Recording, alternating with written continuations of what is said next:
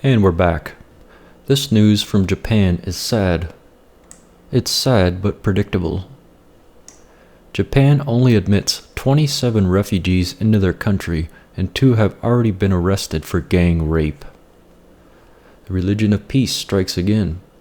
But we witness this on a massive scale, where there are millions of refugees, where their culture is much different than ours and about 1,000 years behind ours. Islam has not been reformed like Christianity has. Even Christianity used to be a vile, destructive religion, but it had been reformed to follow Christ's teachings once again. But we have to understand this, we have to study the cycle of civilization. You go from bondage, spiritual faith, courage, liberty, abundance, selfishness, complacency, apathy, dependence, back to bondage. I would say we're between apathy and dependence at this point, and we witness that in Europe, where the apathetic dependence of the welfare state is quite strong and psychopathic.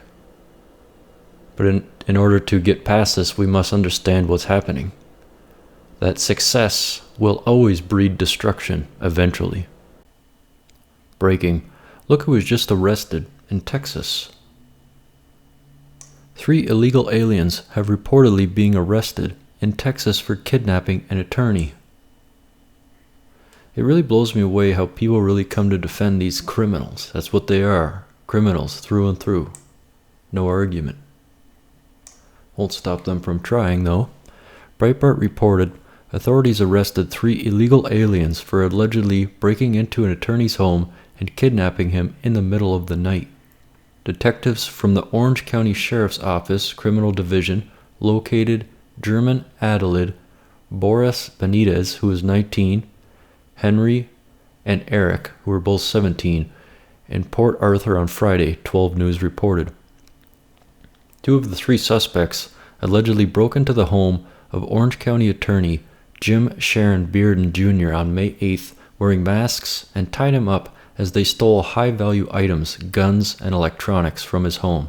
A 3rd suspect, who acted as the driver, waited outside and served as a lookout. The 3 suspects then purportedly drove Bearden Jr. to a bank where they forced him to withdraw cash, at which time they let him and his vehicle go.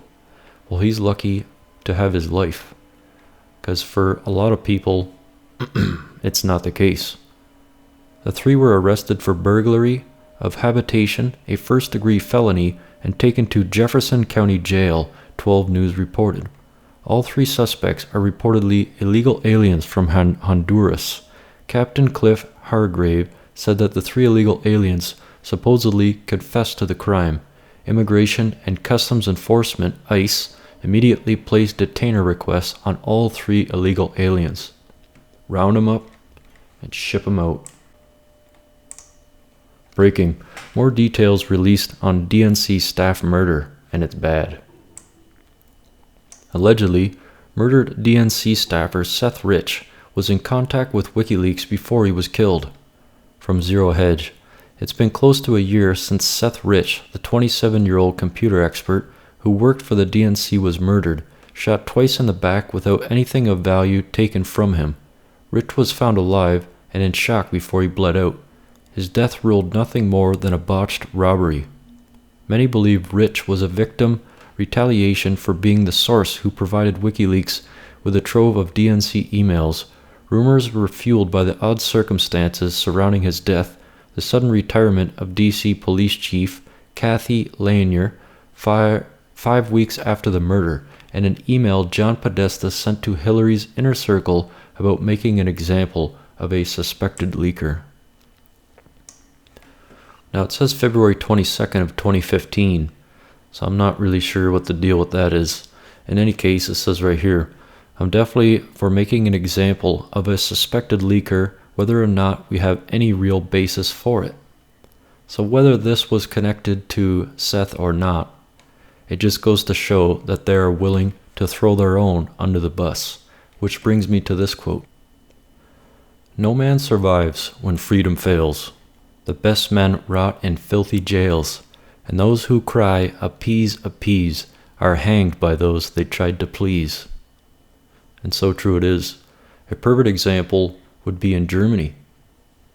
Half of the officers who helped round up people and force the government into a corner were then killed by Hitler as soon as the task was achieved.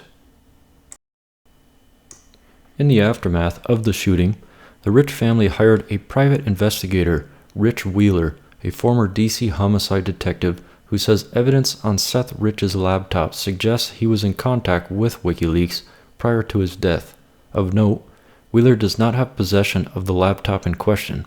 However, he said specific information will be released on Tuesday, which is today. Furthermore, Wheeler believes there has been a cover-up. The police department nor the FBI have been forthcoming, said Wheeler.